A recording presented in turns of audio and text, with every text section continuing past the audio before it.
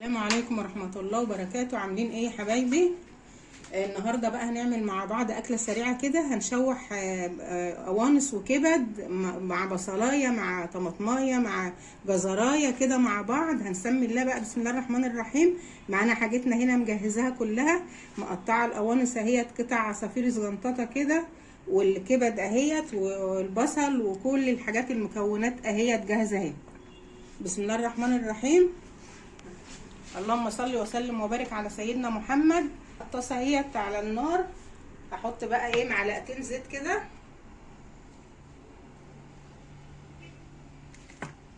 بقى كده انا حطيت المعلقتين الزيت. هنزل بقى بالبصل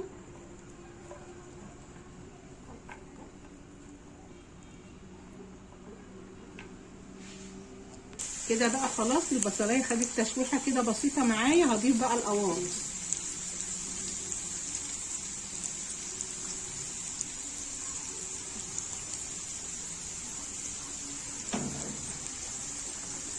طبعا حطيت القوانص ليه الاول يا بنات؟ عشان هي بتاخد سوا شويه عن الكبده.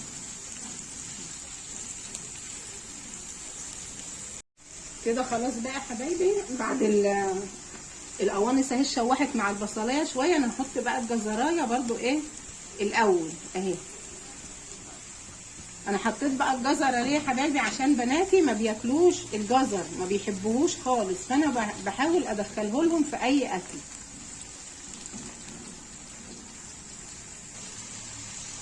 كده بقى يا حبايبي انا بضيف ايه الطماطم اهيت مع نص قرن فلفل لانه سبايسي، فكفايه قوي نص القرن ده.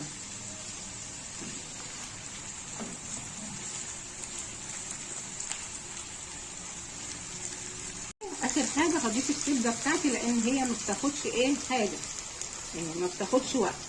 الكبده نزلناها اخر حاجه اهي.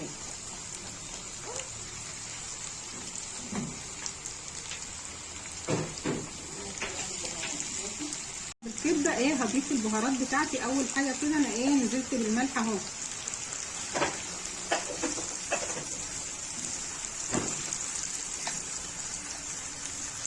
فلفل اسمر،